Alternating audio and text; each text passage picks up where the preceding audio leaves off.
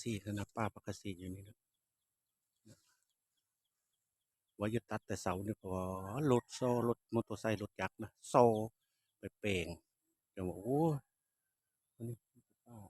พักซีทั้งหมดเลยพอได้ประเดะมาเพจเดี๋ยวเอ้ยทุกอย่างปลาหมอเห็นในคลิปก็อย่าลืมอย่าพลาดเดี๋ยวเด้อกดไลค์กดติดตามมาเด้อสาธุทุกคนนี่พักซีนะอึดไปแล้วนะคุ้มเห็นหันไปเห็นเหมือนอันนี้นะได้ส่งกระตาเนี่ยพอแล้ว คิดไปสมทุกข์สมยะนะเสยเจ้าเอ้ยทุกข์แต่ได้คอยในจนแต่ได้หาสาวกินคำนั่นนี่นะเห็นในคลิปก็อย่าลืมกดไลค์กดติดตามมาคอยเด้อน้องนงลูกหลานหมู่เพื่อนทุกคนสาธุสาธุสาธุสาธุมือเดียวเจ้าเฮ้ยตัดปักกระสีนะเนาะพูดแล้วได้สองกระตานี่นะไม่กระดาพอดีนะเพราะว่าคนละตายตกหนองฮะเด้มันเป็นวิทย์ลงฮะเสร็จลุงเตาแล้วพุ่นแล้วเขาเลิกล้าเลิกการมากพุ่นแล้วเขาเลิกล้าเลิกการ3-4 โมงไปแล้วเขาจังมาหา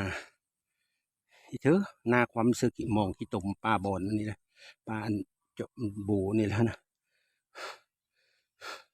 โอ้ยทุกเนี่ยปลามองเสียโอ้ยบ่จะว่าเรื่องความจนความทุกข์นะบ่หาก็บ่ได้กินอันเงิน YouTube ก็จักละได้น้ำมันน้ำเมืองจะบ่เฮ็ดไปตามเพลงซื่อๆได้พวกเจ้าคันพวกเจ้ากดติดตามกดแชร์กดกระดิ่งกดอันโหเจอเฮ้อนะกดแชร์ไปทูโลกนี่นะเสืออาจจะ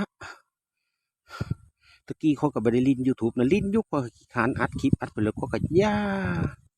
ได้หลานชายมาเฮ็ดโลดอีกนั่นน่ะอีอ้าวเอ้ยเฮ็ดโลดโทรศัพท์กับโทรศัพท์เฮา Wi-Fi กับ Wi-Fi เฮาว่ะนั่นน่ะแหละหลานชายเว้านั่นแล้วก็เลยลิ้นต่อมาเลยโอ้ยเมื่อยเด้บ่ติแหละคอนลอยแล้วอายุกว่านั้นน่ะธรรมชาติเท่านั้นเด้อติดตามทางคลิปค่อยๆมื้อ2มื้อไปเลยก็เกือบสิ้นชีวิตเป็นป้าพักเกษตรเจ้าค่อยนั้นนะค่อยเกิดมาสั่นได้ตั้งเกณฑ์ค่อยทุกข์ค่อยยากเจ้าโอ้ยขนาดสั่นในอื่นได้เว้ามาแล้วก็เบิ่งเด้อ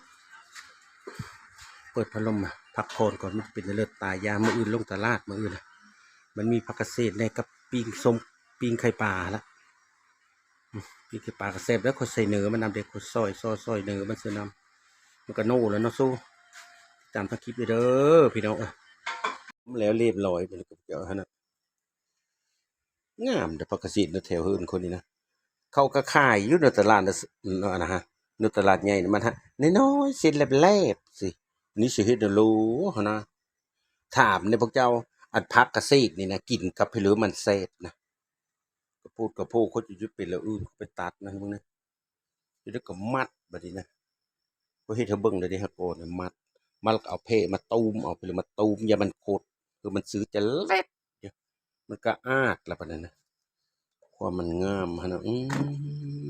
สะอ่อนเบิ่งเอาอ่อนแท้ๆหั่นนะโอ้ยไปโปะหั่นนะหักนี่นะมันน่ายซาดจังว่าค่อยว่า